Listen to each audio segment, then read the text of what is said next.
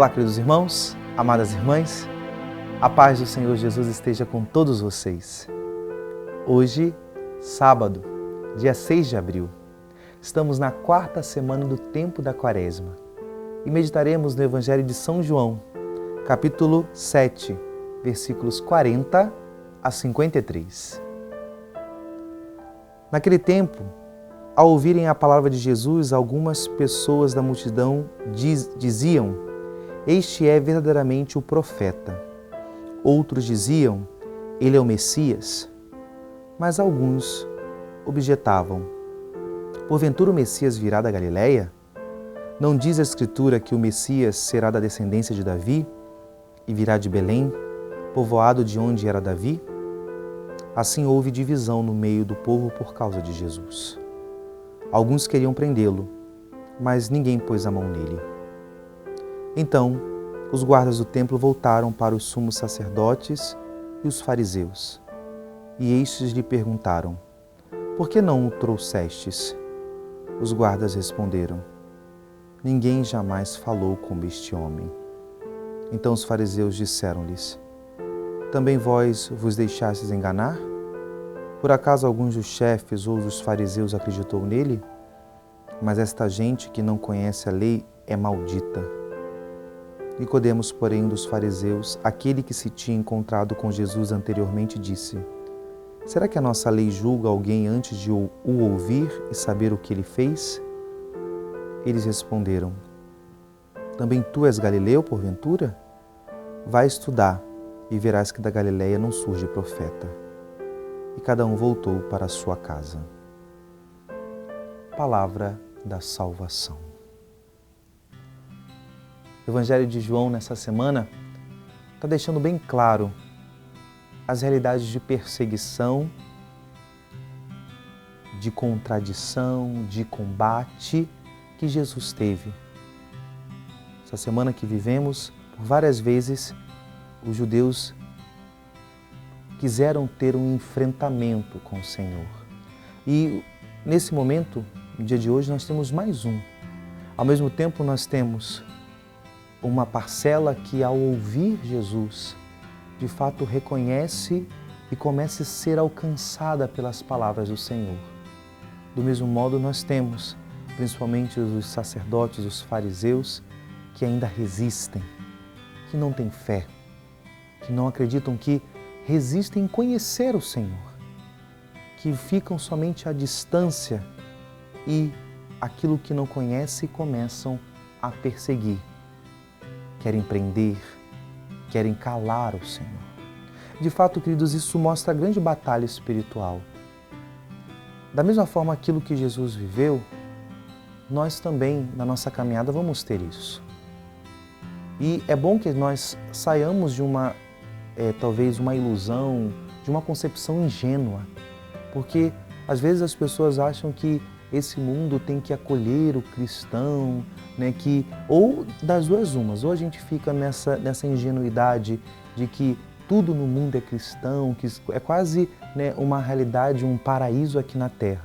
Do outro lado, por a gente não querer ter problema, não querer se indispor, a gente não se posiciona. E a gente está na igreja, está ouvindo as exigências do Evangelho, mas a gente está abrindo concessões, porque a gente não quer se indispor, porque a gente não quer, acaba vivendo uma fé medíocre. Muitas das vezes nós caímos nessas duas realidades, ou vivemos uma realidade ingênua somente, ou vivemos uma realidade que nós, de fato, não fazemos uma escolha e não queremos pagar o preço do Evangelho. Aquilo que aconteceu com Jesus, vai acontecer conosco também. O discípulo não é maior que o mestre. Nós teremos pessoas que Deus vai colocar na nossa história e vai nos confirmar na fé, vai nos fortalecer, vai nos ajudar a viver a santidade, vai nos ajudar a crescer naquilo que Deus tem sonhado para nós. Mas também haverão realidades na nossa vida de perseguição.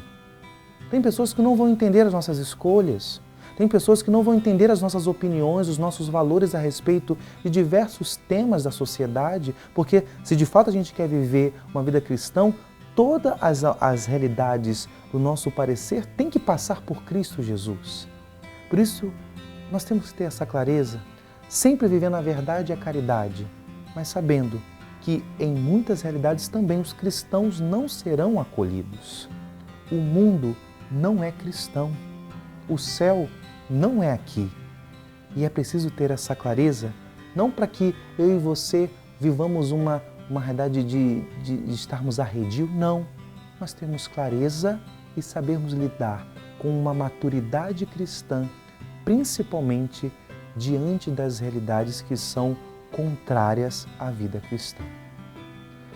E acima de tudo, o que vai nos dar maturidade? São as palavras de Jesus. A vida de escuta, a vida de comunhão. Aqueles homens foram prender Jesus, mas porque eles tinham a docilidade, eles estavam, apesar de eles serem guardas, ao ouvirem aqueles homens, eles foram desarmados. E assim também é aquilo que a gente tem para combater as realidades contrárias. Muitas das vezes, o mundo, o demônio vão mandar guardas para nos prender. Mas se nós estivermos armados com as palavras de Jesus, as palavras de Jesus vencem qualquer realidade contrária. Aqueles homens, ao voltarem, eles dizem, aqueles que o mandaram, o ordenaram a prender Jesus, ninguém jamais falou como aquele homem. De fato, ninguém jamais falou como Jesus. Nem o ser humano mais ilustre, mais inteligente da face da terra, que já existiu ou virá existir, ninguém jamais falou e ninguém jamais falará como o Senhor, porque só Ele tem palavras de vida e de vida eterna.